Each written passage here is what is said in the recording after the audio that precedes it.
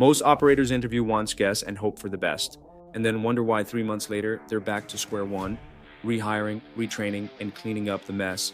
This office hours session, part 2 of our hiring masterclass, we broke down the exact 3-round interview framework that filters out the wrong people at every stage. Covered the personality assessments that tell you what interviews can, and the 14-day bootcamp that separates the ones who want a job from the ones who actually want to grow. Get into it. I'd love for you guys to invite more people to the entrepreneurs school community. That would be great if you guys help me invite. Again, the school community, we have a weekly call called the office hours, which is what we have going on right now. And I want to start doing something cool every month, actually, or maybe every other maybe every other month, or something that brings in a little bit more value during this time. So the first thing is I want to address here the office hours, right? So this one right here, it's happening every Friday. It's office hours, and today we're doing hiring masterclass part 2. So I want you guys to just add in your calendar every single time. But what's important is that every week we are changing things up. Like we are bringing in a new type of new topic or something. For example, today is hiring masterclass part 2, but the next office hours will bring in new things. I want to bring in topics like SEO AI, so ranking and SEO like ChatGPT or different platforms or Google Gemini and things like that. I also want to bring in different type of training on the different aspects of the business. So you guys can always tell me what is it that you guys want to learn, and we'll bring in either a speaker or we'll do a presentation on that. But I just know in the next 30 days I want to do that. Also, I want to make sure that we do something cool called uh, the hot seats. So we actually have created a presentation for hot seats, and hot seats would be for people like you guys that would bring in a specific problem, and we will have people to participate as a essentially as in the audience as a coach or as a mentor or someone that will give feedback on that specific problem that you guys bring in. So I want to bring in something where we got here. Let's say I don't think we have done hot seats at all, but I want to introduce it to the team 100%.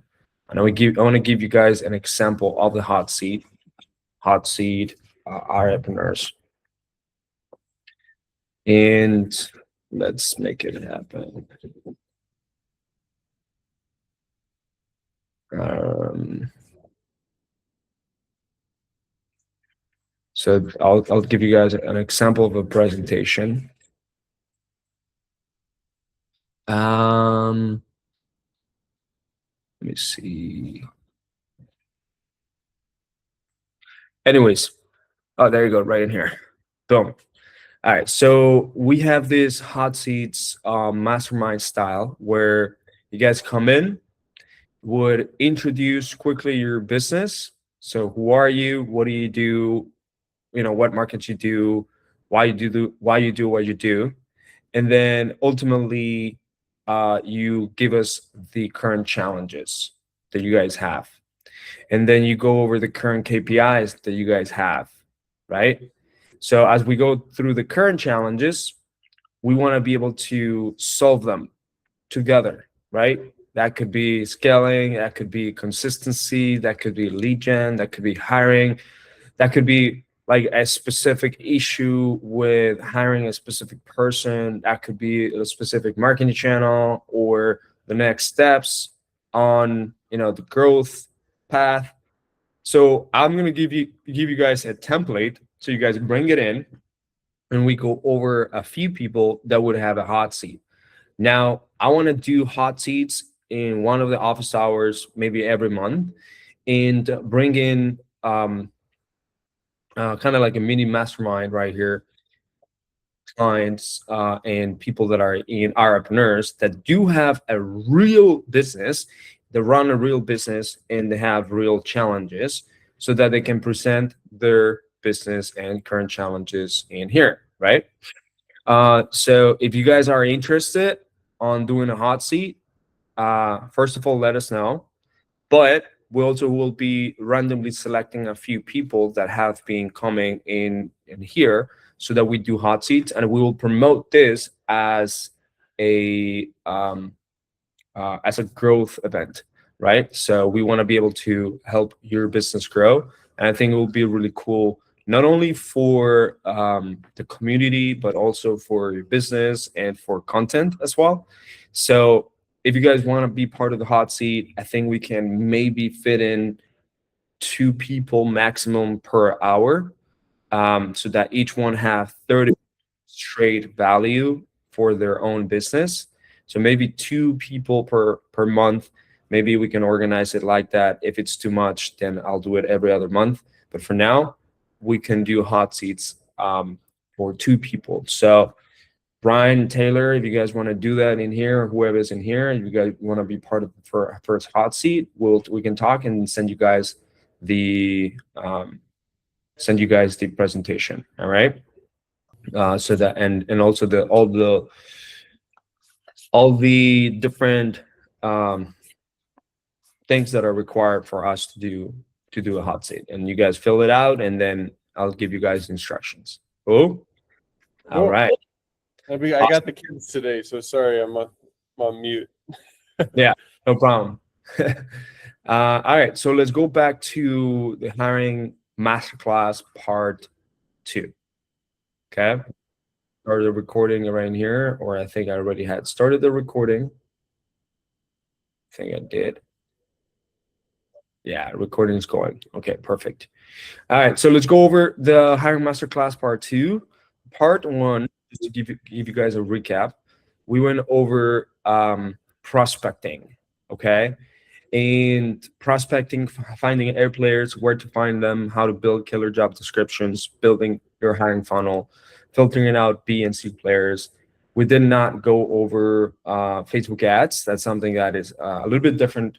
And that we can run ads to find candidates, and I can teach you guys how to do it for sure. Um, but um, we went over the outreach method, and then another method would be headhunting by poaching from other companies that already have your the type of candidates that you guys want, right? Requires a headhunting ability.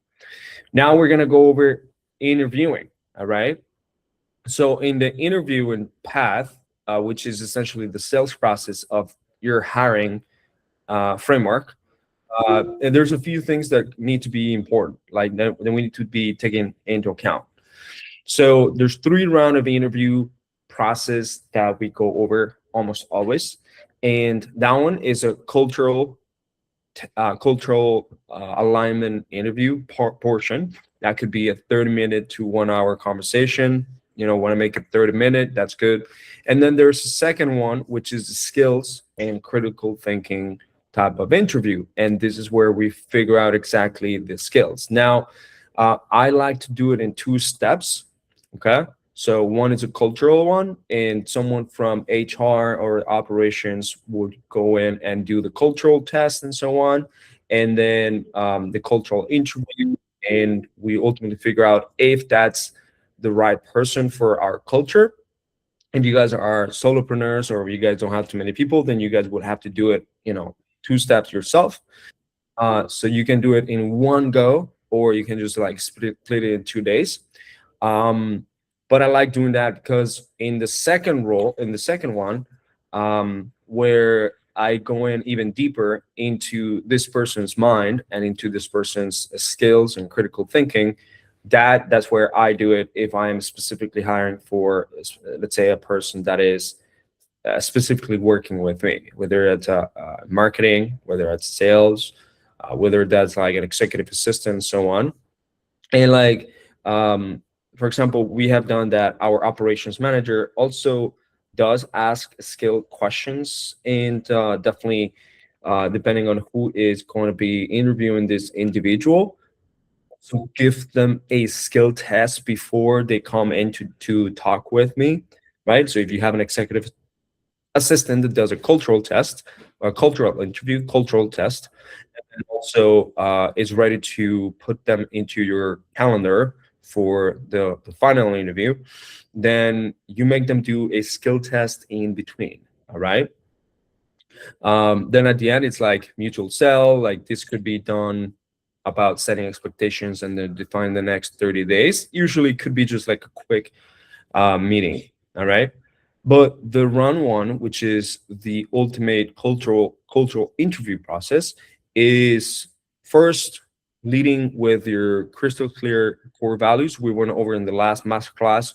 If you haven't done that, if you haven't done that exercise, then go to a platform or use a tool like the EOS to build in your core values, where essentially you ask yourself and you ask the current team members in your company, what is it that we are defined for? So, for example, we did this exercise where we ended up asking everybody, okay, what are we defined for? Like, what are we known for? Like this company, what are we known for? And then write it down in a sticky note. And in this case, it could be like a digital sticky note. Okay, boom, and it's like a tons of things that we're known for. So we're known for always staying positive when bad things happen. Boom, that's a sticky note. We're known for always being in the next course or in the next mastermind or learning the next thing. Boom, we write it down, and then you write down the first test, the first sticky notes phase, and then there's a second sticky note phase. That's like the filtering phase of the core values. Then you start essentially making those core values a little bit more filtered, right? And then there's a third one where you should end up with about 5, maximum 7, I would say, core values that are very specific, right? So, for example, one core value is eradicate mediocrity.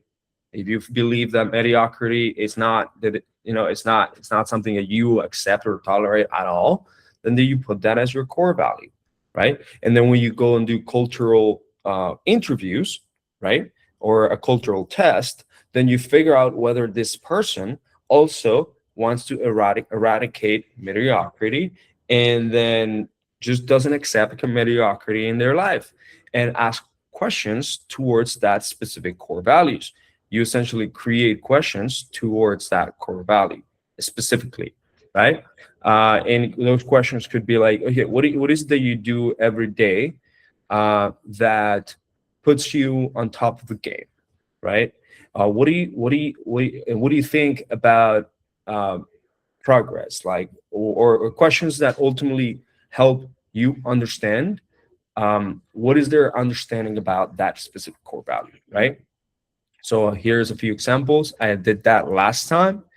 So, for example, one of the core values that we have is attitude is everything. So tell me about a time your recent work did something of high importance, but it went wrong, and how you ultimately handled it, right? That's just one example.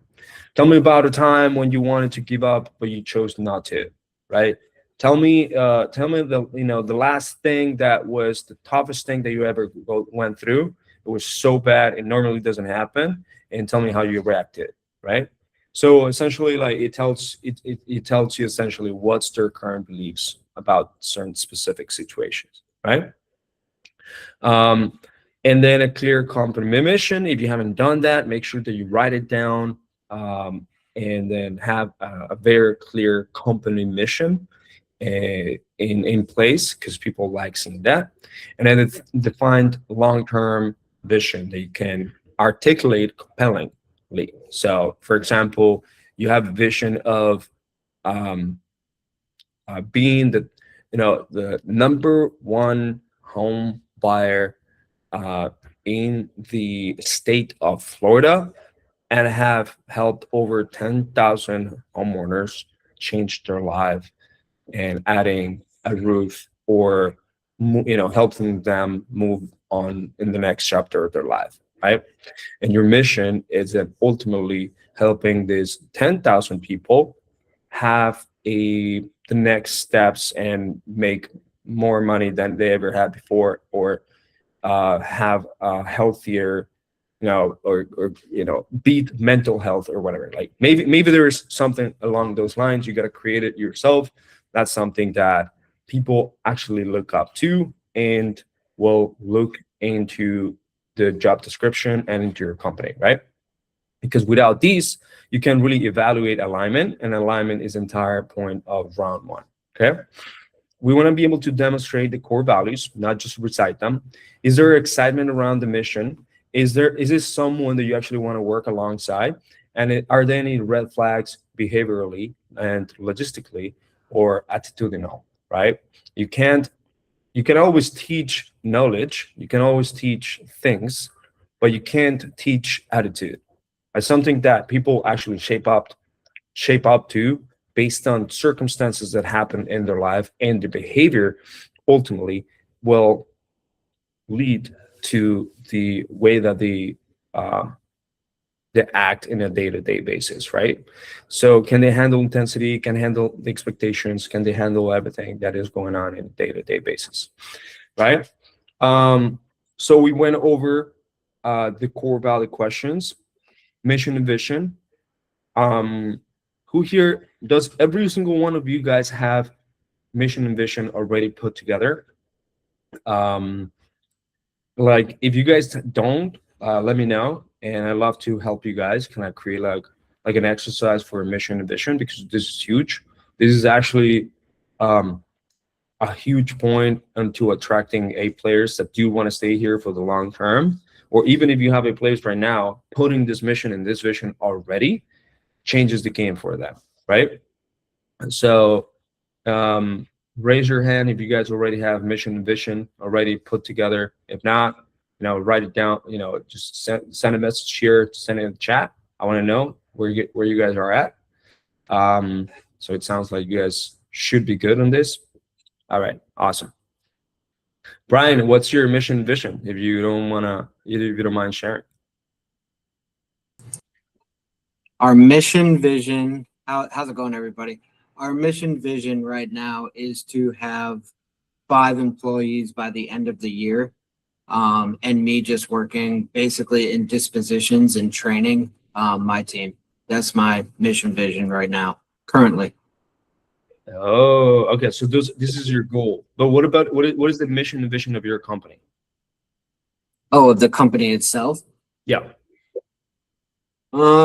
I don't have a clear quote that sounds really nice, but our mission and vision is just to, help people out of difficult situations, help builders grow their business and find really good deals to construct and develop and build long-term relationships. That's my vision for our business. All right. So, brother, whenever, before you start hiring a lot more people, right? And you start getting more, leaders into the team, I want you to write down, I want you to do the exercise of getting really, really solid mission, vision, like a statement, a mission statement, a vision statement, and write down every single one of the core values. In the EOS world, which is basically entrepreneur operational system by Traction, they call it the VTO, right? Where you write down all this thing and you take a look at this. You show your team, you show everyone that we're building with this thing every single year, every single quarter. So look at this. So this is the VTO exercise, right? So you got to be able to have this. If you've never read Traction, you can always get a good summary. This is essentially what is going to attract the A players, and the A players want to stick with you, not just because of money, but because of something else that is much bigger than money. And also that's something else that is much bigger than money is what will create more money, right? So the VTO is super important for you to essentially put structure into the business as you grow, right? hiring one person, two people, that's still very important, right?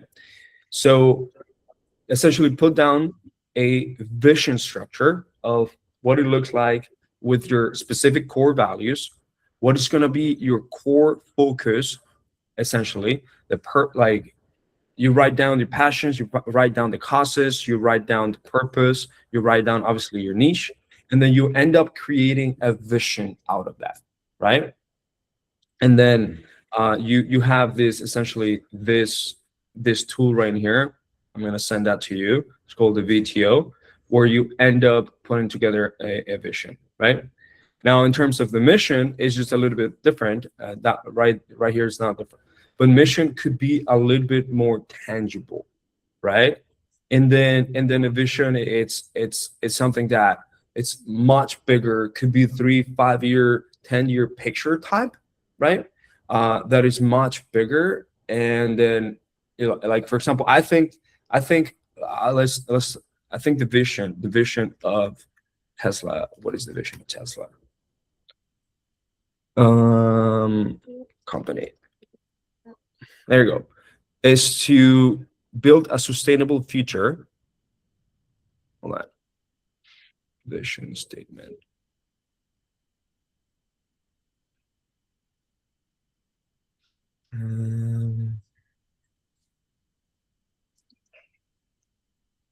Company vision.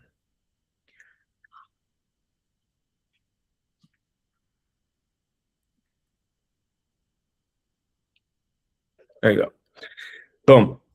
So Tesla's mission, for example, is very, very specific. They want to accelerate the world's transition to sustainable energy, and then ultimately build a world of amazing abundance through AI, robotics, and sustainable energy, right?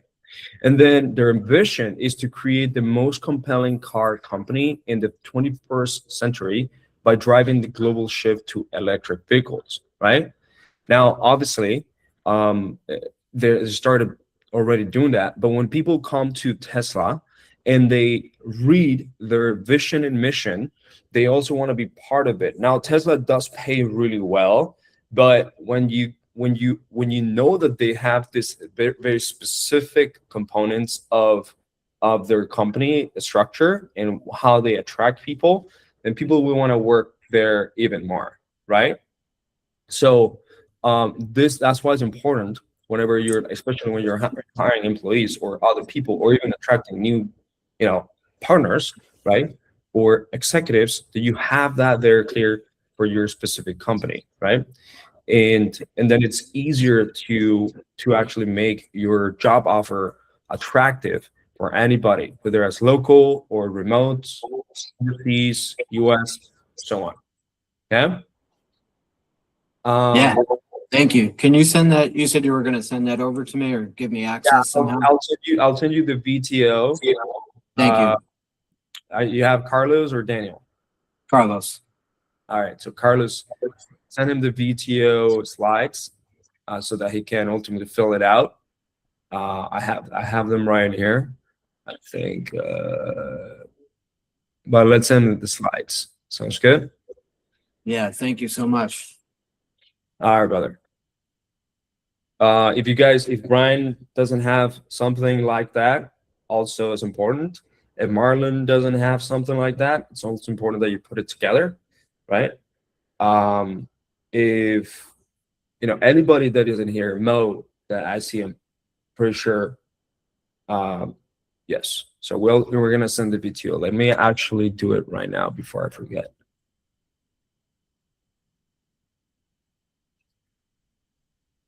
Boom. All right, Carlos, I'm gonna send this to you. Cool.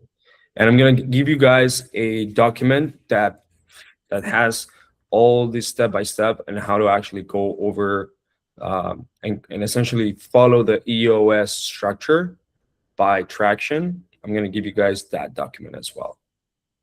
All right, Carlos, just send it, just shared it with you. Sounds good, brother? Sounds good. All right.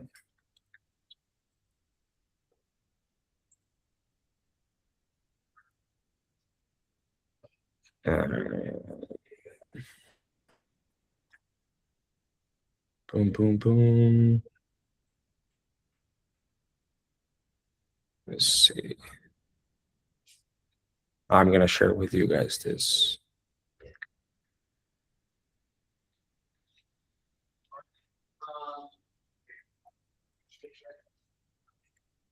There you go, my company.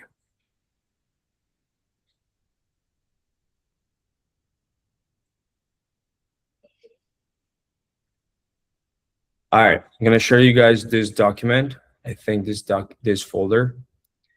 I think this folder is public. Yes. So it has all the steps on how to actually build, put together the EOS for your business. And it's good that you guys are, at the beginning of the year, but every year you want to have this very solid, and every quarter you want to be able to review it. So I'm gonna share this with you guys too. All right. All right, brother. Share this with Brian and so on, and everyone in here. Okay. I'm also gonna paste it in here as well.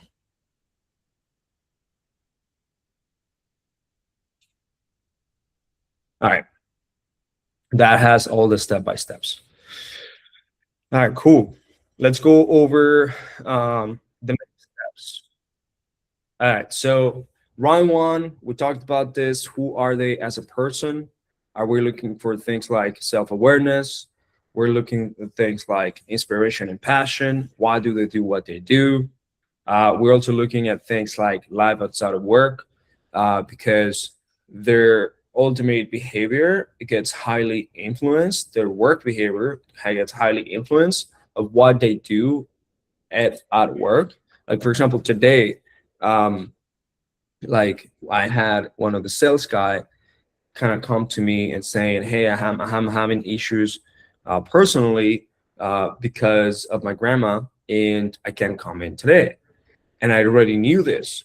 And we had like an expectation at the beginning that he was taking care of his grandma, and I was able to take in the risk. But what if we didn't know, right? What if we didn't know this few things, right? What if there is a situation where he's actually going through even something more severe? Like, am I willing to take into this type of risk, right? Am I willing to take into these type of things? And then, so we want to be able to listen to red flags.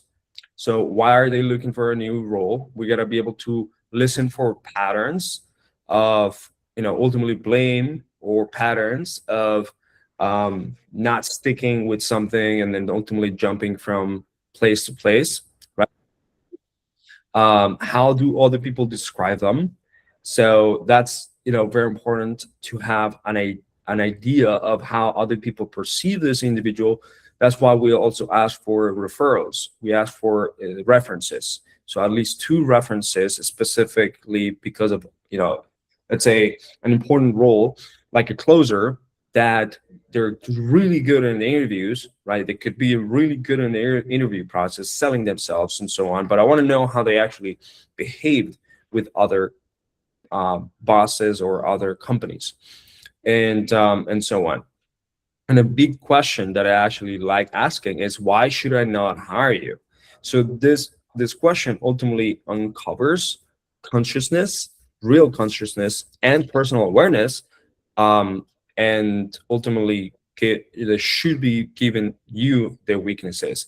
If a person is not able to articulate their weaknesses, whether that's like public speaking, getting nervous on crowds, not able to speak with, not able to start conversations with, with strangers, or getting stressed about many things happening at the same time. Like, if they're not able to articulate their weaknesses, they may have an ego problem. All right. So you want to be able to figure that out, right? Or they're just not conscious and aware, right? We also want to be able to confirm the logistical fit. So availability, hey, what's the maximum of hours that you're willing to put in to commit with this role? Are you willing to do also Saturdays? because Saturdays is where we get more appointments, where we get more deals. If it is like an operational back office role, sometimes you don't need that. However, if there's an executive assistant, for example, you want to ask them like, hey, I may sometimes be needing to work outside of the regular working hours, and it could be at 9 p.m. And I arrive to a hotel and I'm going to need your help. How are you going to react with that? What do you think about that? And then ultimately, what's your commitment on that, right? And then obviously the compensation floor. So what's the bottom line that they're willing to accept to get started as they grow? And obviously start date, right? This is very important, because sometimes if you guys wait until the very end and you guys are not matched on compensation, availability, start date, like that just becomes a waste of time, right?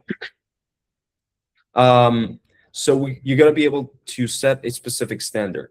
So if you're moving on and extend this to a skill test, right, to a skill interview or critical thinking interview, for example, then you got to be able to tell them, hey, so I think you may be a good fit, but before we advance to the next round, I want to be very honest. This is a dangerous place to work, or this is a place where we're going to ask for a lot more. So if I hold you accountable to something and you can't deliver, you won't be able to work here for a long time, because the minimum standard here is excellence. With that understanding, are you still interested in the second round, in the next round?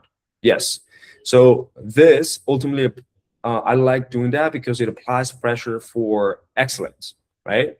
If they don't, if they don't want to, you got to be able to set proper standards and a bar at the beginning of how you want it to work out. And obviously you guys will have your own, but this is very important. Huh? We talked about last time about a few quiz tests or a few tests and so on.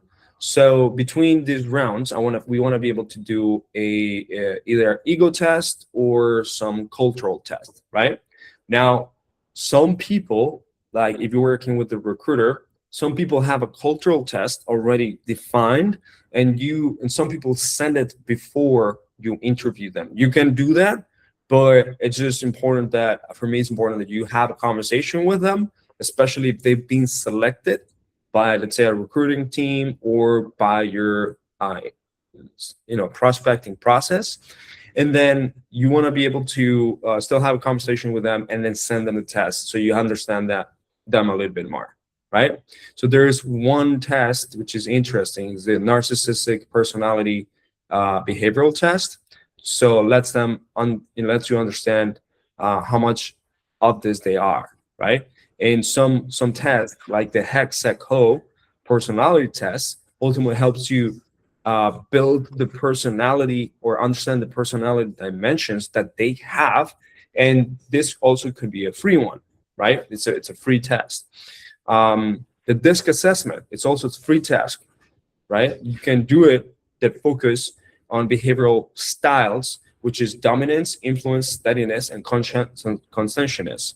So for example, a salesperson should have high D's, so high dominance, and high influence. So when you dive to the DISC assessment, which means that they're able to, they have behavioral dominance, dominance behavior, and influential behavior, which helps them persuade others, which helps them maintain authority, which helps them stay in course, it helps them stay whenever things are, bad things are happening, or whenever they're given challenges right there and there, as opposed to a steadiness and conscientiousness, right? But some other roles, right, like executive assistants, they do need a steadiness and conscientiousness to be high, right?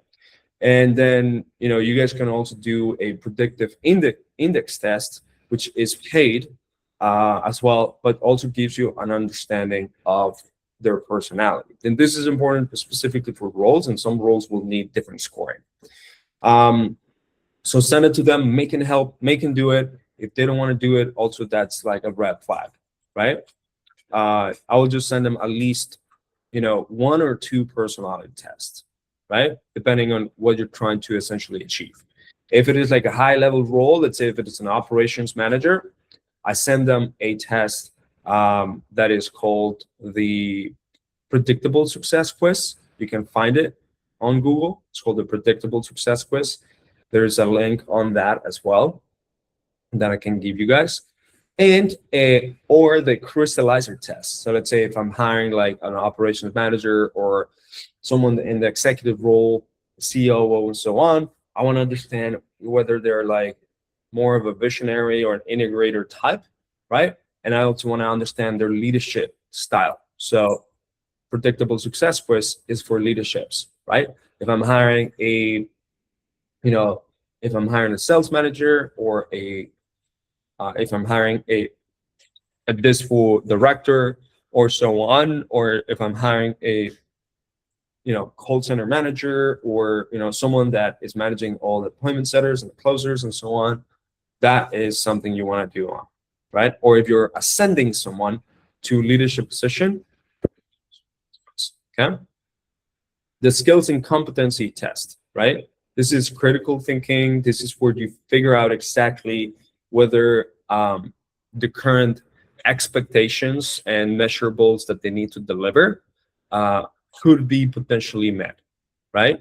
And obviously, in order to do that, you have to have those things clear, right? You always got to have the 4 R's: the role, the responsibilities, the requirements, and the results that they are going to be providing to you. And then ultimately, you want to have a specific test for each specific role. So I'll give you guys an example on this one. This one is a sample job scorecard. So this is just one example, right? We took this one from a inside sales rep, right? And we want to be able to put together like a scorecard, right? You want to put together a scorecard and then make them do a test, right? Like a skill test. So let's say, for example, we have for a specific metric and we want to be able to write down comments. And when we're doing the test, whether that's like reading a script or going through a role play, we want to be able to score that specific thing, right? And so when you're doing a role play, for example, and an appointment setter or something, and then they're doing a discovery call or a triage call, the introductory call with the person, you're going to be able to score essentially, is it a good tone? Are they asking probing questions? Are they actively listening? Did they actually introduce themselves? Did they set the frame or they set the agenda? And then you're able to score these things, and then ultimately from that score, right? Which, by the way, now it's much easier to score calls because now you can record calls using Fathom or Fireflies or Gemini, because now they're listening, essentially transcribing everything. Now you'll have a better understanding, right? Now, if it is an executive assistant role, for example, there's essentially tests that you would want to make them do about something very specific, or even 1 or 2 things. So, for example, my executive assistants, I've made them do something very simple, which is like, okay, we have to do a trip for all the company trip, and there's different people in different states or in different countries. Figure out what's the cheapest, fastest, better option for the trip in terms of location of where we're going. The destination, it's, let's just say, Mexico. We're doing a company trip. We want a hotel somewhere in Cancun that holds everyone in, that is not as expensive. I want to be able to pay maximum $100 per head per night, let's just say. And then you give them these requirements, and they should be able to give you a specific test, like a result, and then ask them to do a Loom video walking you through how they actually achieve this and what's their reasoning towards that, right? And then another test that you can do as well, it's like, okay, So I have all these priorities in here, and you guys give them, let's say, for example, like 20 tasks, right? Or 20 tasks, 2 projects, whatever. I want you to, but based on prioritization, what you believe is best for me and my time as a CEO that's going to generate revenue to the company, to prioritize and essentially categorize this, and then ultimately give it to me organized, right? And then do a Loom video about this as well, right? So that's an example of an executive assistant.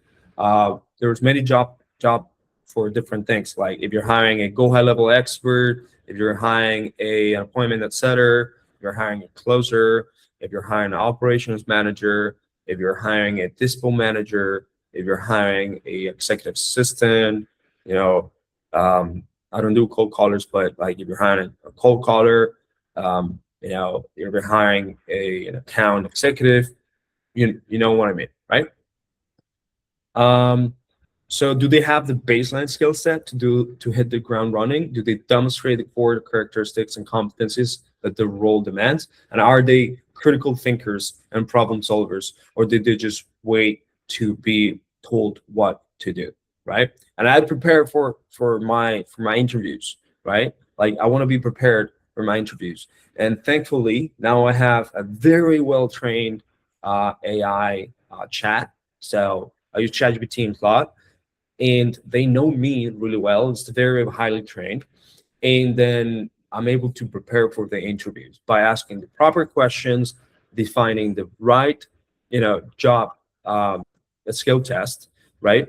Defining what is that I'm going to be looking for. And I want to be able to specifically look for a few things. So I'm preparing for my interviews a lot more, right? So now we have the help of AI, right?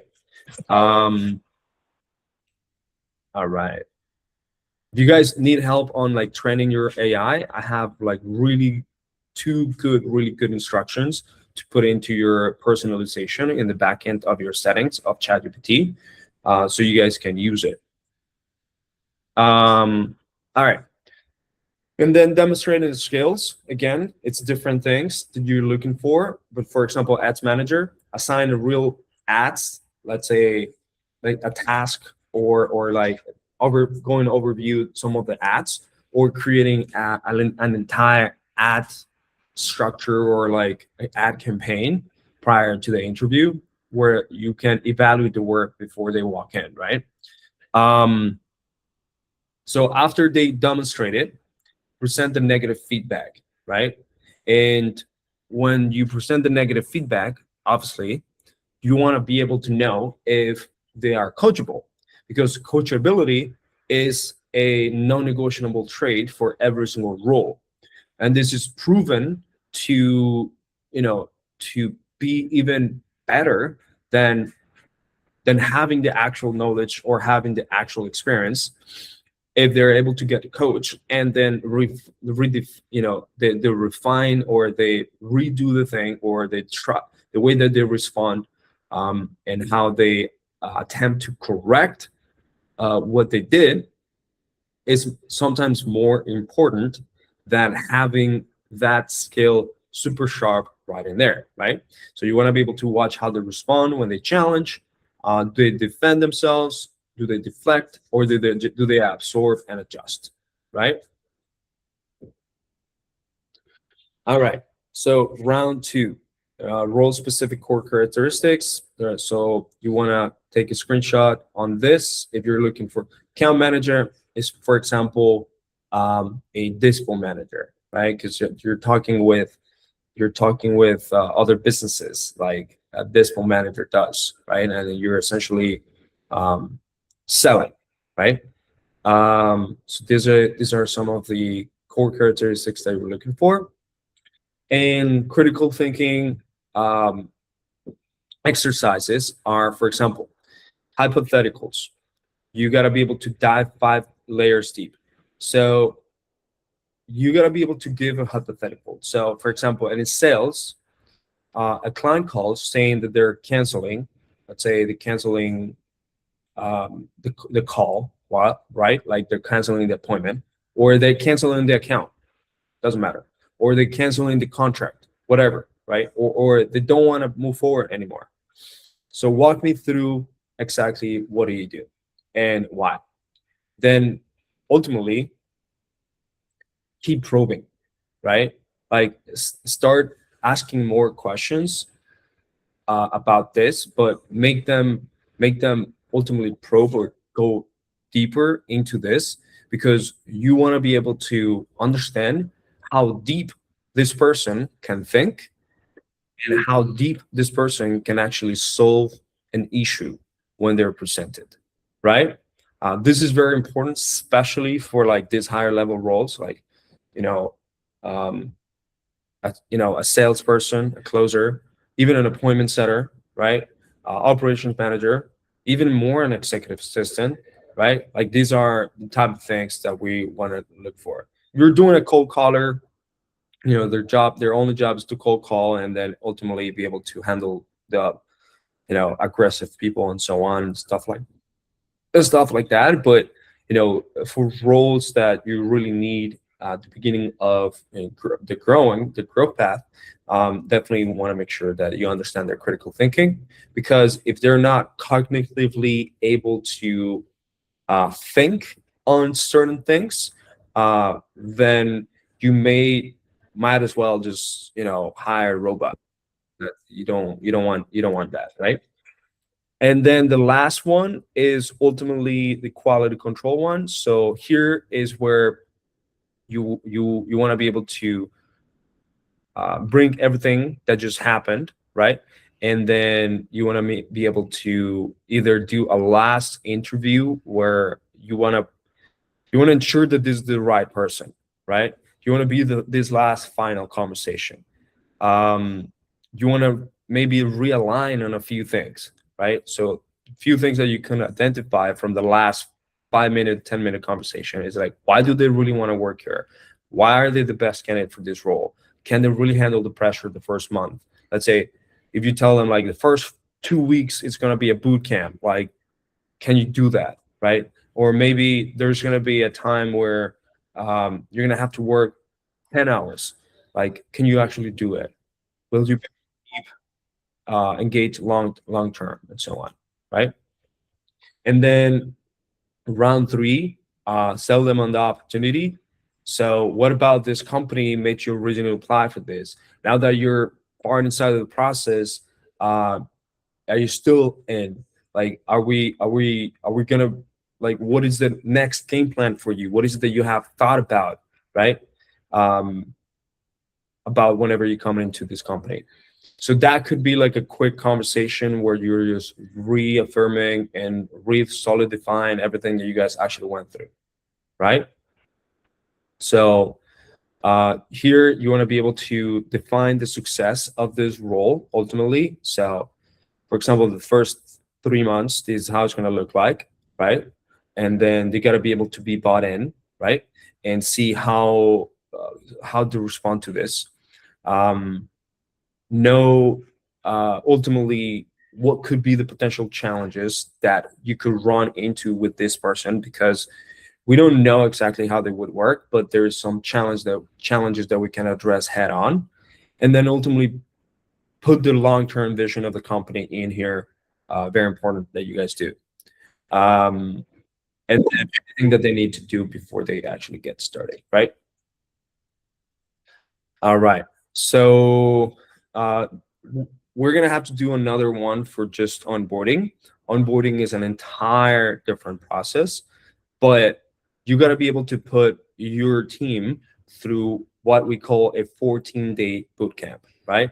Where it will be intense. There will be like an overwhelming amount of information. You got to tell them that there's going to be lots of emails, lots of access that they got to give us, lots of things that they got to do, tasks and so on. And then, they got to be able to work even more hours every single day, or a specific amount of hours, and additional learning outside of work hours will be expected, right? This is like a hard expectation set, so they don't know that, like, if you in case you miss something and you need to add something to it, at least they'll be prepared that there's a lot more things that are coming in, especially the first 2 weeks, right? And then you tell them, but like, hey, look, after this, you'll come out far, further ahead, and then they'll be able to essentially grow to KPIs and grow the role to where they're going to be bringing in more commissions, more sales, or they're going to be ready to rock and roll, right? All right. Then there is a round, there's an interview starter pack. So I actually created a starter pack for you guys right here. Let me see if I can find it. So this one is good, but this one is much better. This hiring questions starter pack is right here. Round 1, round 2, round 3. There's also some framework on how to go about the call. There's some salesperson screening interview process that you guys can actually do.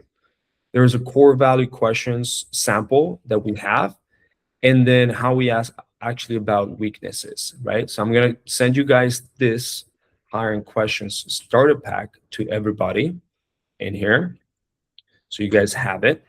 And also, Carlos, I'm going to send it to you so that you can send it to all clients as well.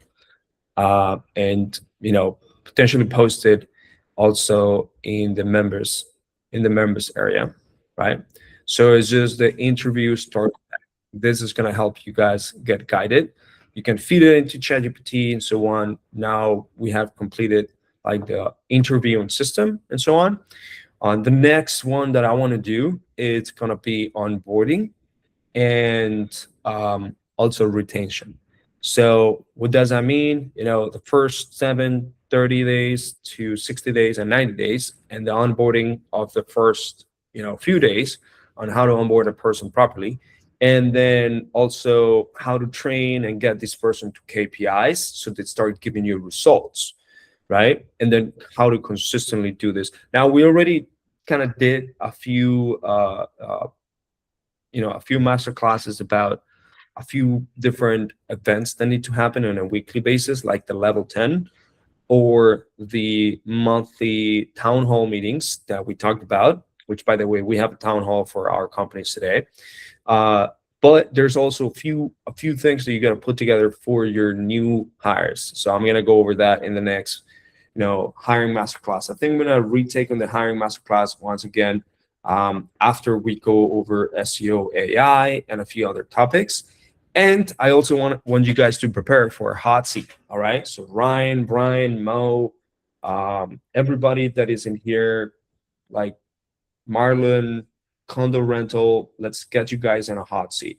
So I'm going to post this in the school community so that you guys can actually fill out a form, and we'll choose the best type of businesses or topics or challenges to actually work on so that we can actually do a hot seat with that specific. So I'm going to post in here and also in the Facebook group so you guys can essentially fill out the form and fill out the presentation to get a hot seat. All right.